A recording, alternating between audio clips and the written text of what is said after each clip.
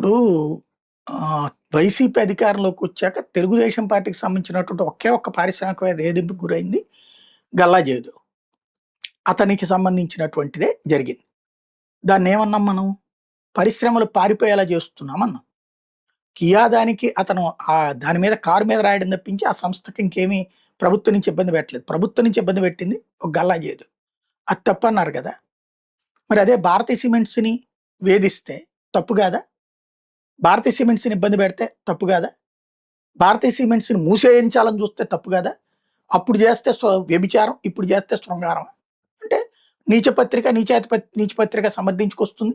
వాళ్ళని వెనకేసుకొచ్చేటటువంటి పార్టీలు వాళ్ళ తప్పుల్ని ఇష్టారాజ్యంగా చేస్తుంటాయి. అధికార పక్షం ఇష్టారాజ్యంగా చేస్తుంది. భారతీయ సిమెంట్స్‌కి సంబంధించి ఇంతకుముందు అదో పేద కంపెనీ, మంచి షేర్ వాల్యూ ఉన్నటువంటి కంపెనీ. దాన్ని దెబ్బతీయడానికి 2019 ముందు కూడా కుట్ర చేశారు.